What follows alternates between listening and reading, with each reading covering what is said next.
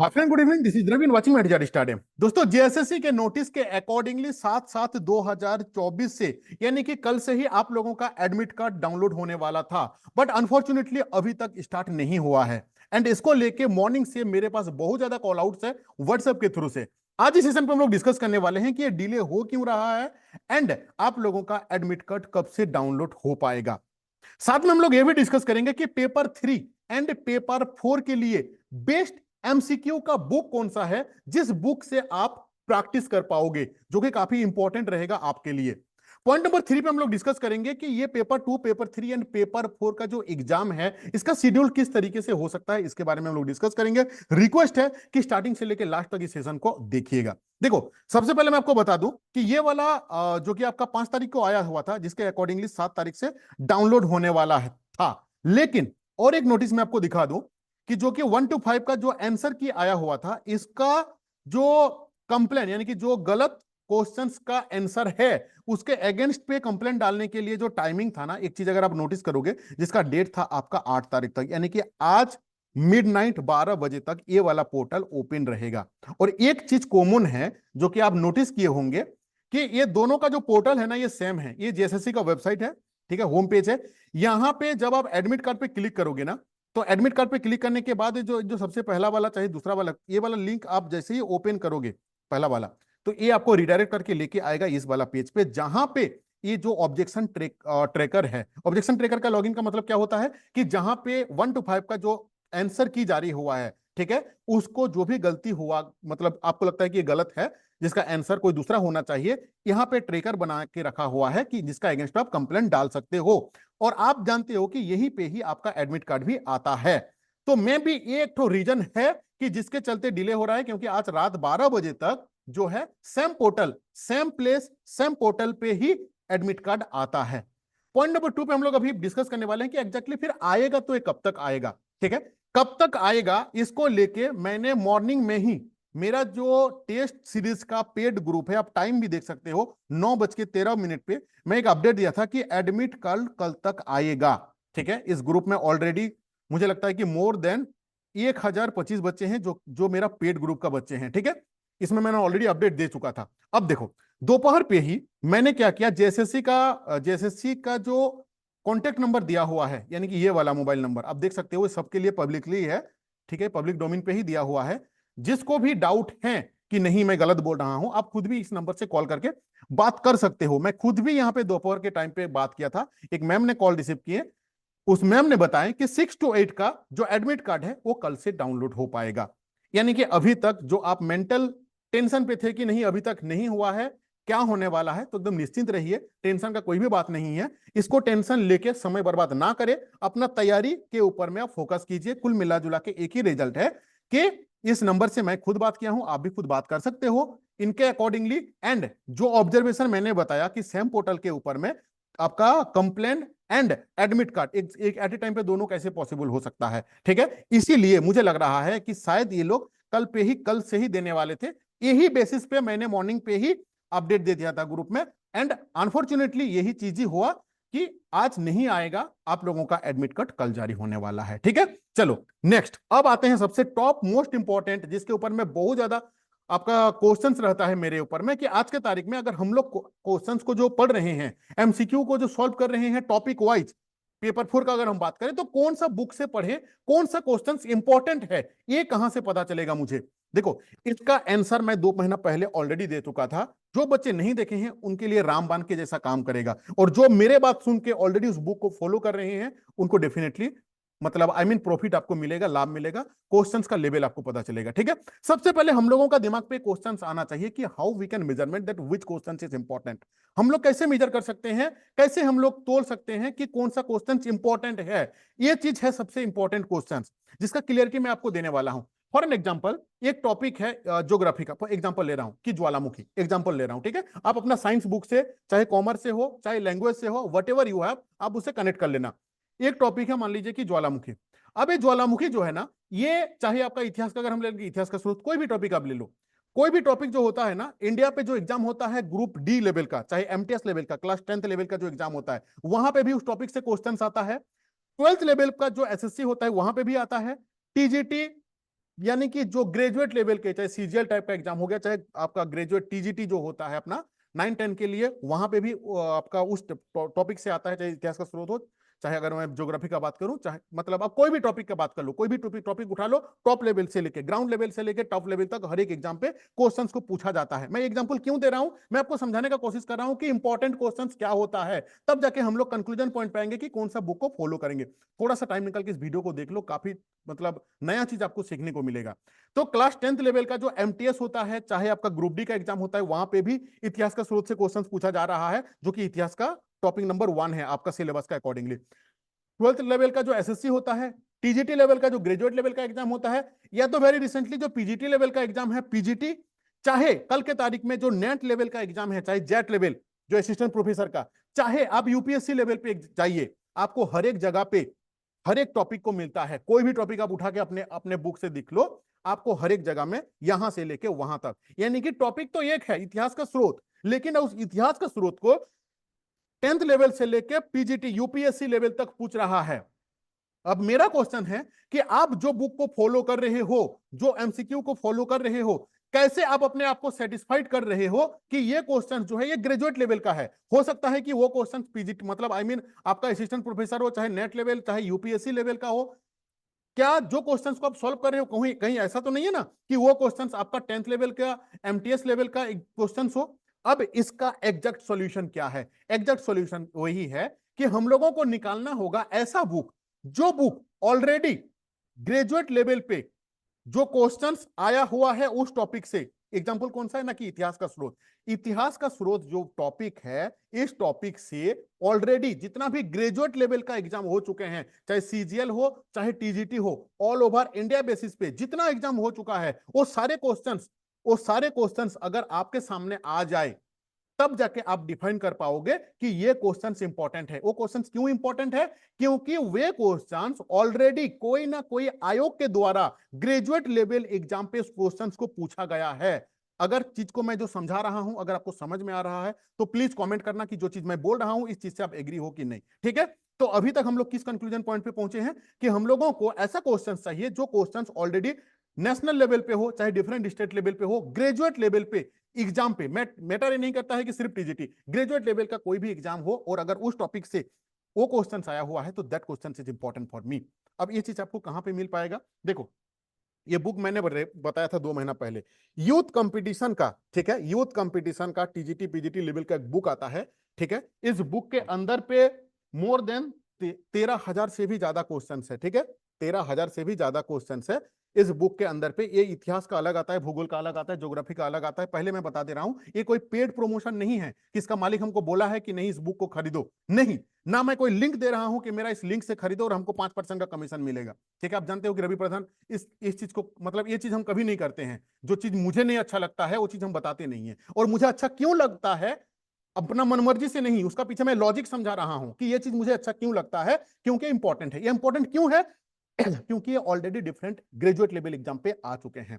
तो इसका अलग अलग बुक आता है, हिस्ट्री का अलग, ज्योग्राफी का अलग, पॉलिटी का अलग, सिमिलर चीज आपका साइंस वाला पोर्शन के लिए भी आता है। इस बुक से आपको पेपर 4 का आपको सॉल्यूशन मतलब क्वेश्चंस को सॉल्व करना चाहिए। साथ में जो हम लोग आज के तारीख में जो टेस्ट सीरीज चला रहे हैं, जो रन कर रहे हैं, हर एक टॉपिक, हाँ पर इससे बता दूं, ये क्वेश्चन, ये बुक से ना आपका सिलेबस के अकॉर्डिंगली लगभग 60 to 70% to 80% चैप्टर मैच हो जाएंगे। ठीक है, आज के तारीख में जो मैं टेस्ट सीरीज आप लोगों को करवा रहा हूं, और टेस्ट सीरीज के अंदर पे भी वही क्वेश्चंस मैं डाला हूं जो क्वेश्चंस ऑलरेडी ग्रेजुएट लेवल के आपका टॉपिक वाइज, जो questions already different graduate level exam पे टीजीटी में आ चुके हैं, सिर्फ वही क्वेश्चंस मैं देता हूं आप लोगों का।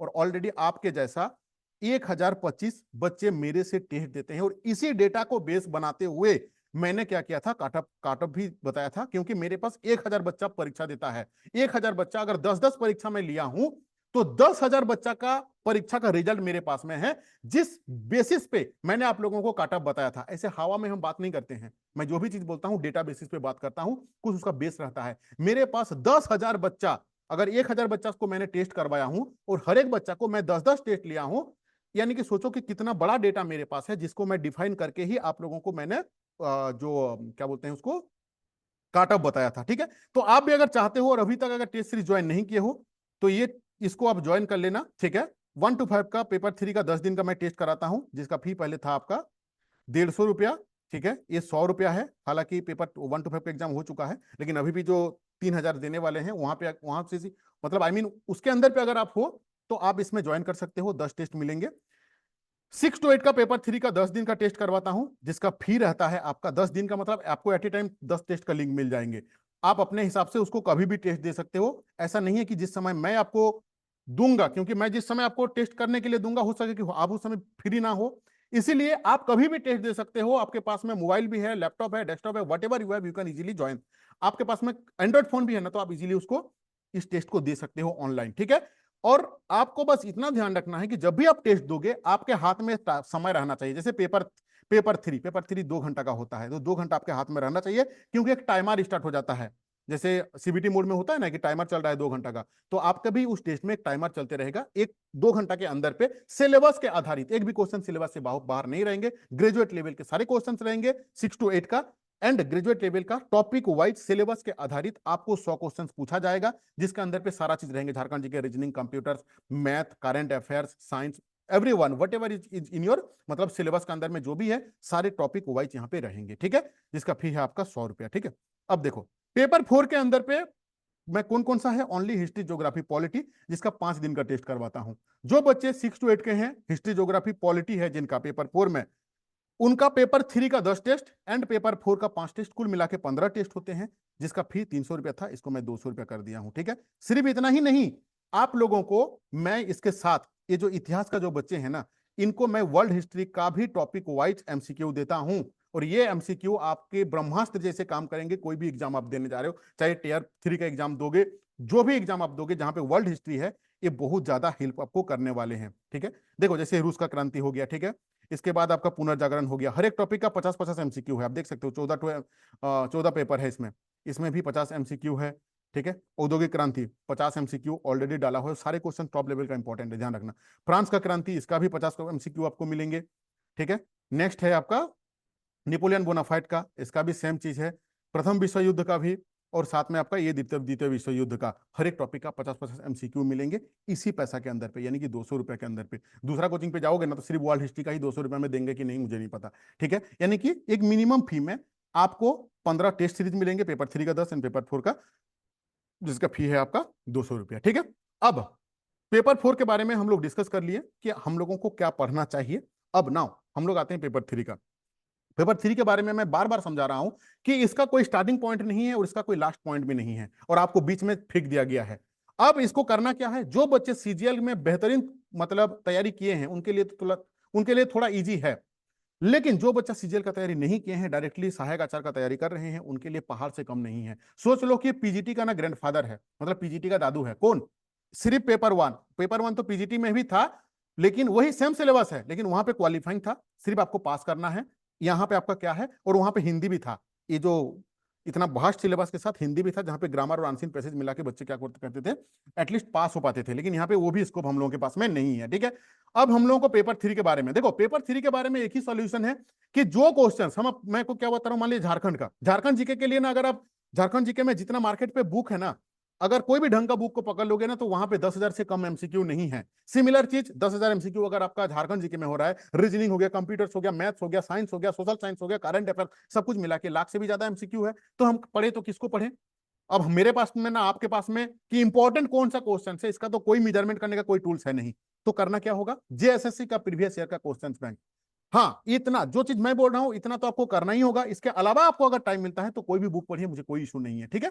हालांकि डिसीजन तो आप लीजिएगा, बस मेरा काम है आपको सही एक लाइन दिखाना। अब उस बुक को पढ़ने से फायदा क्या मिलेगा, देखो उस बुक के अंदर पे आज तक जेएसएससी के द्वारा जो भी एग्जाम लिया गया है, वो सारे क्वेश्चन, उसका आंसर का एक्सप्लेनेशन है। अभी आपके मन में चल रहा है कि कौन सा पब्लिकेशन का ले, पब्लिकेशन मैटर नहीं करता है, कोई भी पब्लिकेशन आप ले सकते हो, कोई भी पब्लिकेशन का मैं यहाँ पे प्रमोट नहीं कर रहा हूं, कोई भी पब्लिकेशन का आप ले सकते हो, सब पब्लिकेशन को मैं दिल से रेस्पेक्ट करता हूं, ठीक है। क्योंकि कंटेंट नहीं है ना, ये तो आपका प्रीवियस ईयर क्वेश्चंस बैंक है इसमें इसमें कोई मतलब होता है ना कि क्वालिटी का कंटेंट है, नहीं, ये तो क्वेश्चंस दिया हुआ है, उसका आंसर का एक्सप्लेनेशन रहेगा। आप कोई भी पब्लिकेशन ले सकते हो, बस आपको ध्यान ये रखना है कि प्रीवियस ईयर क्वेश्चंस बैंक। अब क्यों, अब इसका हर एक चीज का मैं जो भी आपके सामने लाता हूं ना, उसका पीछे क्यों का आंसर जरूर देता हूं। जब तक क्यों का आंसर अगर मैं खुद ही नहीं जानता हूं तो फिर बोलना ही बेकार है। देखो पेपर 3 आपको इसीलिए फॉलो करना चाहिए जेएसएससी का प्रीवियस ईयर क्वेश्चंस बैंक, क्योंकि अभी मैंने आपको जो एग्जांपल दिया कि अनलिमिटेड क्वेश्चंस है, अनलिमिटेड क्वेश्चंस पे से हम लोगों को निकालना है कि कौन सा क्वेश्चन इंपॉर्टेंट है। कौन सा क्वेश्चन इंपॉर्टेंट है वो मेरे लिए इंपॉर्टेंट है, आपके लिए इंपॉर्टेंट है, बिल्कुल मायने नहीं करता है। मायने किसके लिए करता है कि जेएसएससी का जो आयोग है, आयोग के नजर पे कौन सा क्वेश्चन इंपॉर्टेंट है, वो है सबसे सबसे इंपॉर्टेंट वही है कि आयोग किस चीज को इंपॉर्टेंट मानता है। ठीक है, जेएसएससी का प्रीवियस ईयर क्वेश्चन बैंक में मान लीजिए कि 20 सेट है, मैं एग्जांपल ले रहा हूं, 20 सेट में अगर 100 क्वेश्चन भी रहेगा ना तो 2000 क्वेश्चन हो जा रहा है। 2000 क्वेश्चंस के अंदर पे आपको झारखंड जीके का ना कम से कम 400-500 क्वेश्चंस मिलेंगे। और इस साढ़े 400-500 क्वेश्चन जो है ना, वो साढ़े 400-500 क्वेश्चन जो है वो आपका टॉप लेवल का इंपॉर्टेंट है। क्यों? क्योंकि वो जीएसएससी का डिफरेंट डिफरेंट एग्जाम पे वो पूछा गया है। वेरी रिसेंटली जो 1 to 5 का जो पेपर 3 का जो एग्जाम हुआ है, वहां पे काफी क्वेश्चन कॉपी है, वहां से काफी सिमिलर क्वेश्चन पैटर्न है वहां पे। उस बुक को आप पढ़ोगे तो आपको पता चलेगा कि क्वेश्चन का पैटर्न क्या है। नाउ अब हम लोग आते हैं जो third and last point, paper 2, paper 3 and paper 4 का एग्जाम कैसे हो सकता है। देखो आज से लेके एक महीना पहले, यानी कि 1 to 5 का एग्जाम होने से पहले एक रूटीन वो मिल नहीं रहा है मुझे, नहीं तो आपका मैं आपका सामने दिखा देता। उस रूटीन में 1 to 5 के लिए 2 सेशन था, 2 टाइम टेबल था, इतना बजे से लेके इतना बजे तक, इतना बजे से लेके इतना बजे तक, यानी कि 1 to 5 का 2 शिफ्ट था। लेकिन उसी का नीचे अगर आप मेरा उस वीडियो को देखे होंगे तो आप रिकॉल कर पा रहे होंगे, कनेक्ट कर पा रहे हैं कि 6 to 8 के लिए ना 3 शिफ्ट था एक ही दिन में, जो कि एग्जाम स्टार्ट हो रहा था आपका 6-6:30 बजे से लेकर इवनिंग का 7:30 बजे तक। तो अगर अगर मुझे नहीं पता कि एग्जैक्टली क्या है, ठीक है, लेकिन मैं अपना ओपिनियन से बता रहा हूं कि इसीलिए शिफ्ट 3 को किया हुआ है। और एग्जाम का टाइमिंग का भी जो दिया हुआ था ना, वो रात को 7:30 बजे तक दिया हुआ था। तो मुझे इसीलिए लगता है उस पीडीएफ को देखते हुए कि आपका एक दिन पे ही तीनों परीक्षा हो जाएगा शायद। जिसका मैं कोई डॉक्यूमेंट्री आपको नहीं दे रहा हूं, ये मुझे लग रहा है, ये पर्सनल ओपिनियन है। इसका क्या होगा एग्जैक्टली, इसका आंसर मेरे पास में भी नहीं है, 100% मैं श्योर नहीं हूं। जो कि एडमिट कार्ड आने के बाद इसका क्लियरिटी हो जाएगा, दूध का दूध पानी का पानी, कि 2-3 का एक दिन होगा, 4 का अलग से होगा, या 2-3-4 एक दिन में हो जाएगा। इसका पूरा क्लियरिटी मिलने के लिए आपको आज भर इंतजार करना होगा। कल जैसे ही एडमिट कार्ड आ जाएगा हम लोगों को इस चीज का क्लियरिटी मिल जाएगा। ठीक है, चलो thank you to watching this video. और अगर टेस्ट सीरीज पे नहीं ज्वाइन किए हो, आशा करता हूं कि ये जो आपको व्हाट्सअप नंबर दिख रहे हैं, ठीक है, इस व्हाट्सअप नंबर पे कम्युनिकेट कर लेना। ये वाला नंबर मेरा काफी समय बंद रहता है, इस नंबर पे व्हाट्सअप में मैसेज कर लेना।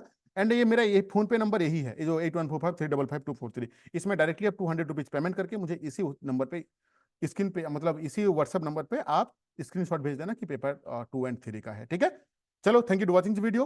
किस जगह से आप देख रहे हो, किस चीज का तैयारी कर रहे हो, कमेंट करके जरूर बताना। Thank you to watching video.